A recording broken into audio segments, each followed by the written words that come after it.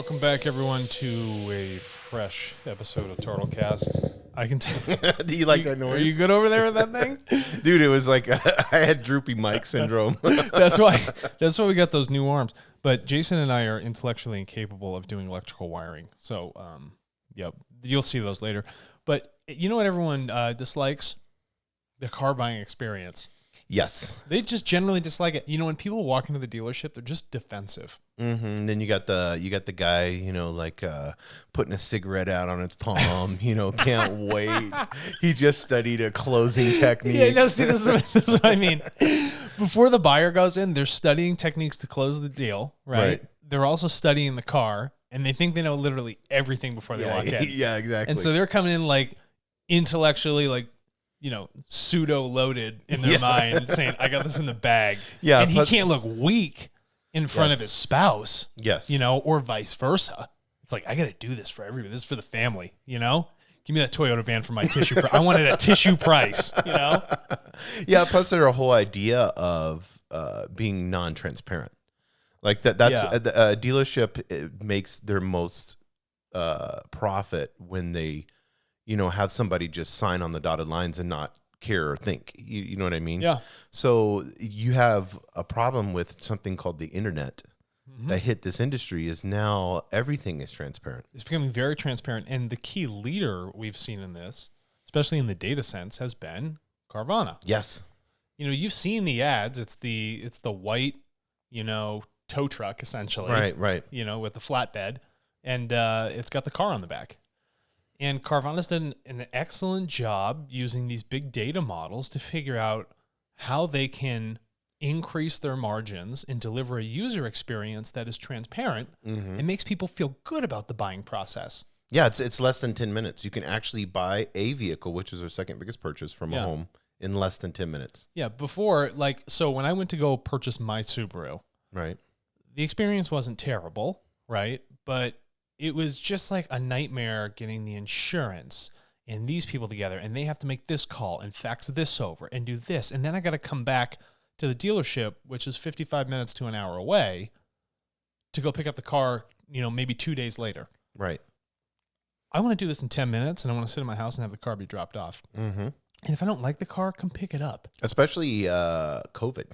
Yeah. Made a big difference in this. And their stock went from $29, that was back in March, and now it's $280. So imagine their valuation now. Yeah, and COVID it's a big driver because people are doing that home shopping. And it's not like UPS is dropping your car off. Mm-hmm. They're doing that drop off. So there's a couple interesting system dynamics that Carvana takes in that really makes their business successful.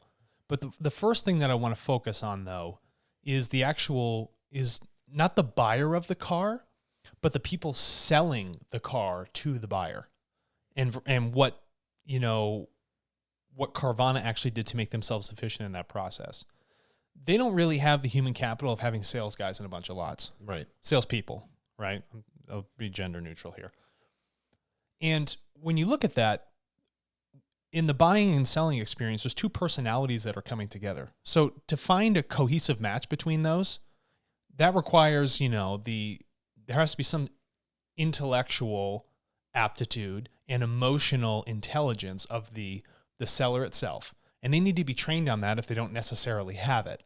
And you got to hope that training and that match comes together and can align with what the buyer wants. Right. So Carvana's like, well, why don't we just screw that?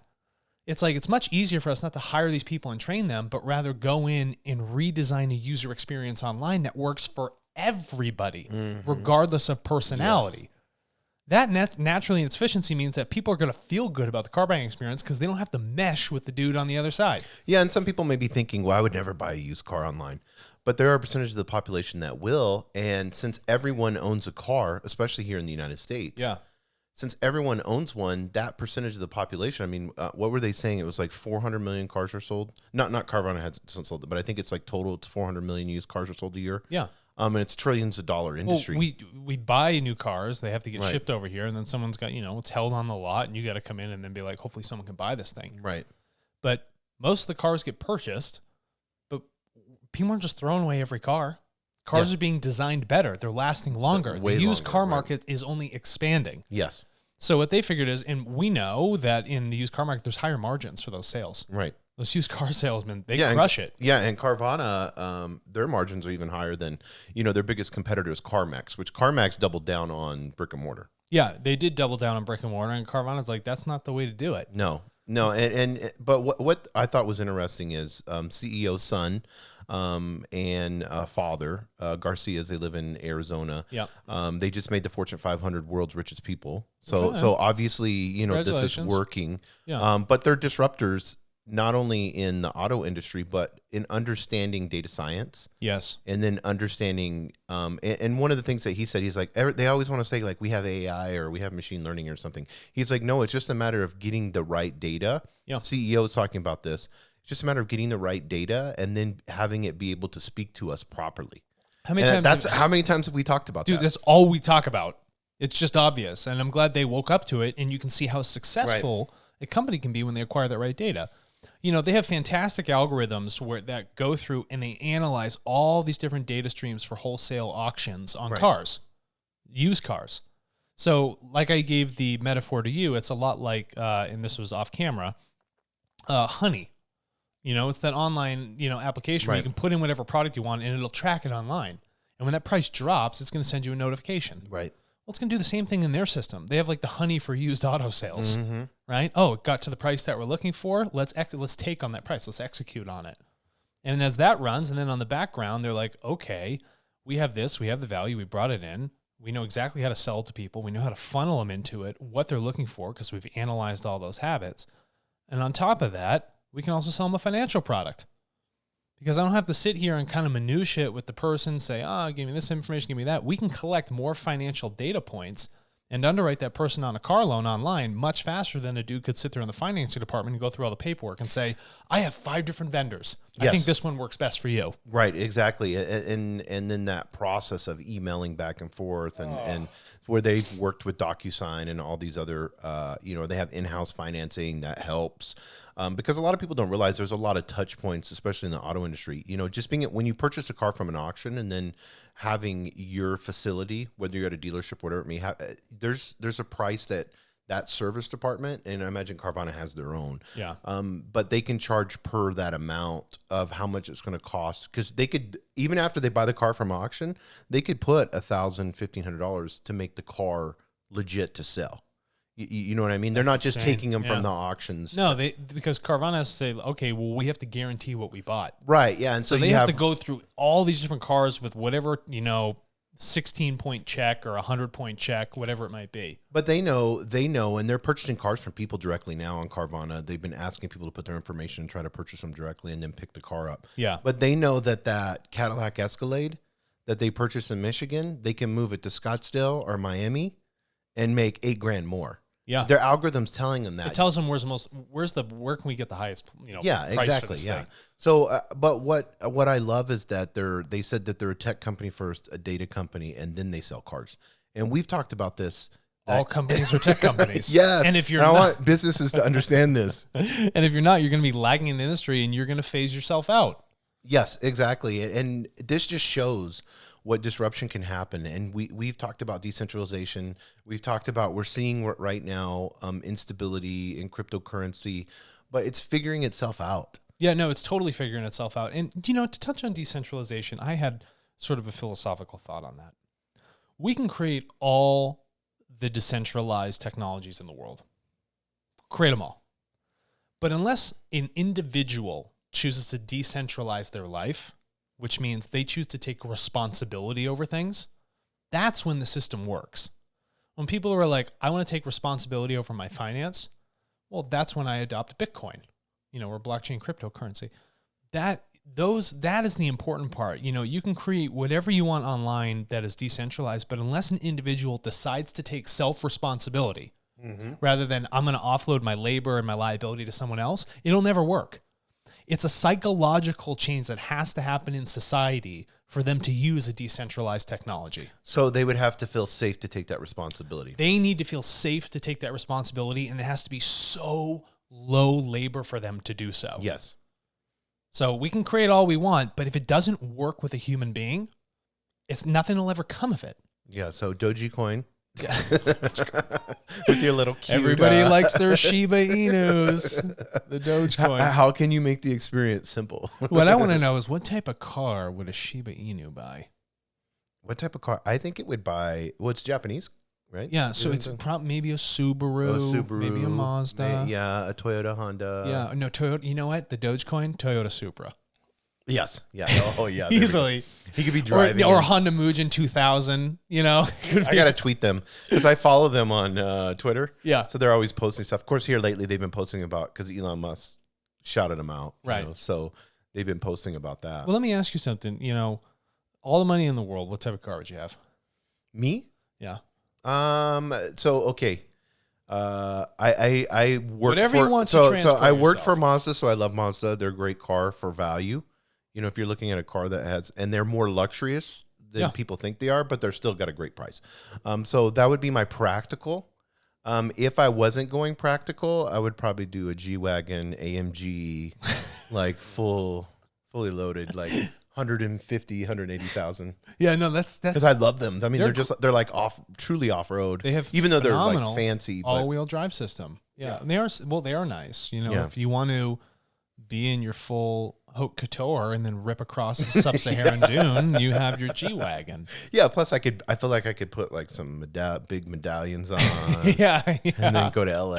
They got great headlights though on the G-Wagon. Oh yeah, they're beautiful. I like that. They have like this matte, flat gray color. Yeah. Oh, it just looks awesome. So that's your prime idea of transport. That's what it would be. Yeah. Yours is you're purchasing yours.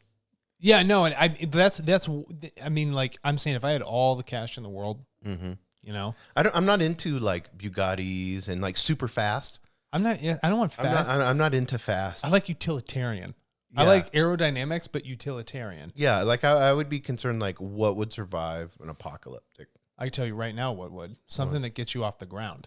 Yeah, you would need something. Have you seen those? So hold on, let me think. What is quick, aerodynamic, gets you off the ground, and doesn't require fossil fuels?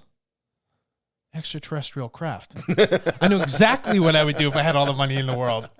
I'd go find one of those things and fly it around. Well, or you could just go to bomb out. No, yeah, you could go to the Colorado base or I'm gonna go to to Utah Dulce. base. I'm gonna go to Dulce up here. I'm gonna go down. You could probably walk in there and grab one. Yeah, guys, can I borrow this? I don't know if you're 3 fingers. Let me tell you something. 5. If they let me borrow that for 1 second, they'd never see it again. I can tell you right now, gonzo. Yeah, the magnetic pulse distortions. Yeah, just gone. And the thing just like lifts up. I'm out. Yeah, I always wondered about that, because I was watching a whole documentary on what aliens would look like, that aren't carbon based. This is fun. Yeah, so what would they look like? Yeah, but then it was showing like a lot of biomechanical, so like where they were integrated with machinery. Oh, like a cyborg state? Yeah, and so it was really interesting to see what the machine and how a machine, because we don't really do much with machines in biology. No, so yeah, you look at carbon-based life. This is a very interesting concept, and we're totally side noting here, but I enjoy this. If say your artificial intelligence truly becomes an artificial intelligence, and then it starts to assemble things in a strictly mechanical format, it's a non-carbon-based life form at that point. Mm-hmm. It begins to think. And what if it begins to like hatch things or grow things? Maybe then it starts to blend in, some function of organic material into it. Maybe it realizes that they've understood the quantum state that's happening within DNA, which MIT has talked about, especially with their quantum computing with the 420 rule. Not that type of 420, but yeah, I think that's interesting. What would it look like? How would it efficiently design itself? Well, I mean, and also when you think about it, like DNA actually running through steel beams, and then being able to communicate. Don't you get me so amped up right now? No, but I mean, that's what we don't do. We separate biology from structures and things that we build. Yeah, why can't we fuse them? Yeah, why couldn't we have a building that grows with the seasons? That is so cool. You see what I'm saying? That is so cool. Yeah. That is awesome. I mean, think about it. And we're going to be doing an episode on this with, like you just mentioned, the algorithms. Yeah, it should be a few. That quantum computing one. Yeah. Out of Bell Labs. Yeah, which was amazing. What type of car would an extraterrestrial drive? Not a UFO. Do you think they assume that there was extraterrestrials and they're looking at us? Do you think we'd look funny? Like, why do they have 4? They keep redesigning these cars, but the thing that doesn't change is the tire. Yeah, like you have this almost rectangular tire. Mm-hmm. You know, if you think about it, the structure looks rectangular. And all it is friction on a surface. They're like, that is so dangerous. But we've tried. I mean, since Henry Ford, we've tried to redesign the automobile with hydrogen and all these different things, and we're still struggling with electric. Yeah. We've tried with what I think is funny. This is a funny thing for design. When was the last time someone's changed the way the toilet works? It's the same. No one's disrupted the toilet industry. What was happening in the 1800s? Think about how much has changed from the 1800s to now. It's the same design. It's a pot with a pipe now. Yeah, yeah. It may look differently, a pig with lipstick on it, but the fundamentals are still. There's still a chain with the flapper in it. Yeah, that's. And we're at what? And we've invented Facebook and all this other stuff.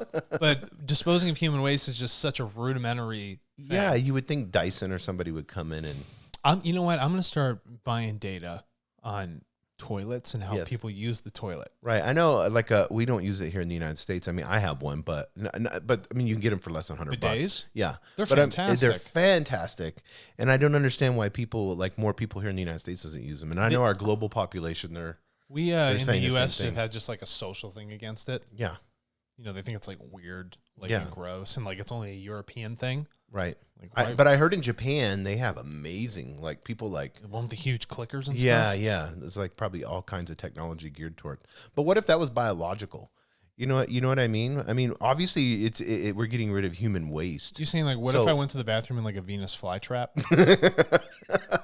Yeah, and then it consumed it. That's what I'm saying. Yeah, and then we looked at. I know right now we're seeing, like, where I'm from in Washington State, there's an actual park that is made out of gray water and human waste, and there's fish in the water, and it's all super clean, you know? Yeah. But they made the park, instead of just having this big concrete, and we're going way off topic here, instead of having this big concrete, like, pond, they decided to make the pond more natural and then plant trees and have, you know, where you could walk around it. That's cool. But they said you could almost drink the water because it's just been, you know, filtered. It's been filtered so good. Yeah.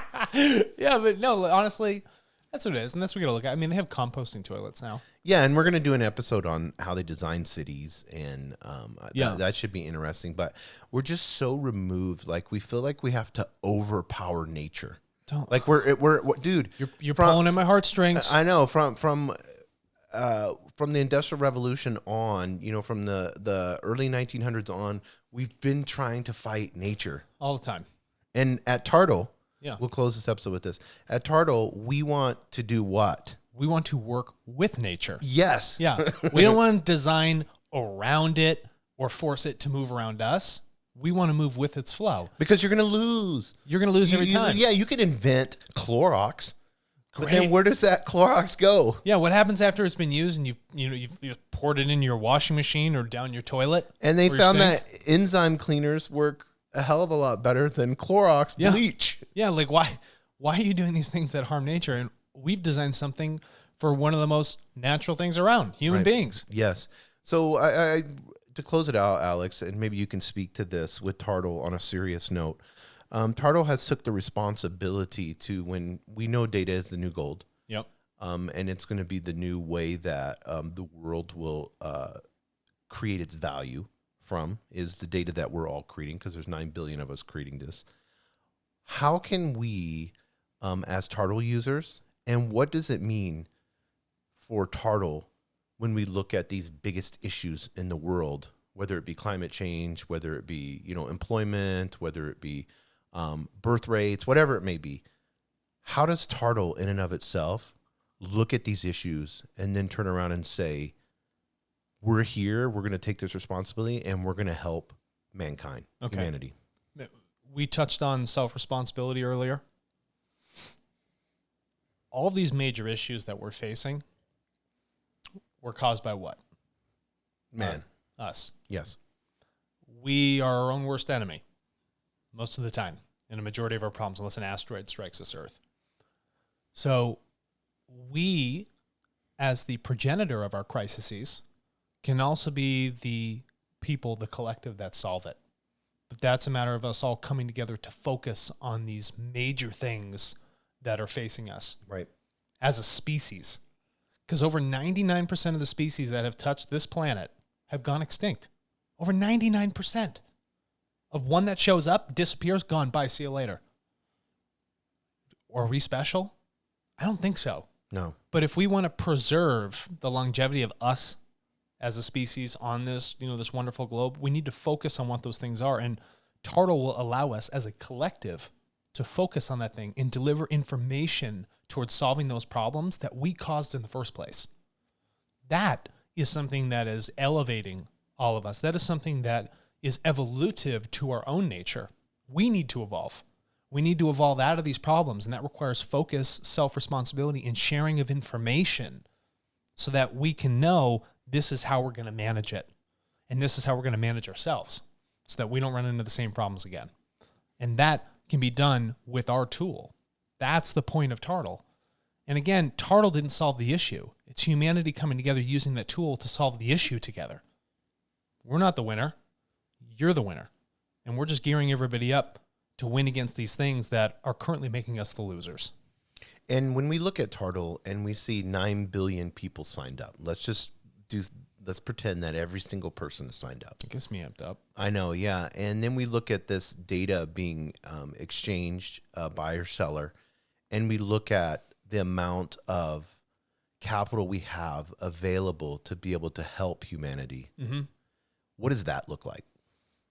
At that point, the system, we had always designed it from the beginning so that the system is not here to make the largest profit in the world. It's not to be the richest system. What it is it's supposed to create a cash flow that can be given back. It can pay back towards that system, that we can help with technologies, design, research, donations into these causes that are truly important, right? We can help give back to these people. Maybe in the future, if this thing, is really ripping and rolling and there are 9 billion people, we can issue a stimulus payment just through TARTLE. Wouldn't that be cool? Mm-hmm. We can elevate the entire world economy where like everybody every single month gets $100. Yeah, and I know your vision has been to do like micro loans and help small business all across the globe. Yeah. To get maybe a single mom that may be in Indonesia to have a stand, or maybe she's selling online, and creating these objects and being able to get her off the ground, and then we see the power of these micro loans and what it can happen to elevate, employment. Yeah. And if you don't need to issue things on interest because the cash flow, it already covers the risk anyway, don't do it. If you can really, truly give to people, if you can create economic gain for them, if you can show them the power of the information they create and we can all reflect on it efficiently, what really more is there to do than that point? Because now we're learning from ourselves. Mm-hmm. We're acting upon that learning. And then as a race, we become, human race, we become extremely wise. And really finance is second to that. It may be one of those incentives to start now. Like, here's a key driver, blah, blah, blah, blah, blah. My incentive is to solve these global problems by unlocking the power that we all have as a collective that has frankly been ignored. That's what I'm looking at. But you may, as a person coming in like, well, I like the financial incentive. Well, whether you like that or you don't, it all ends up to the end of saying, well, this information is going to be used to solve greater problems. If your focus is on money, great. You're still having a larger systemic effect regardless. Regardless, it's helping. Yeah, regardless, it helps. Whatever your personal ambition is using the tool. I love that. Well, let's close on that. I think that's awesome. Yeah, thank you.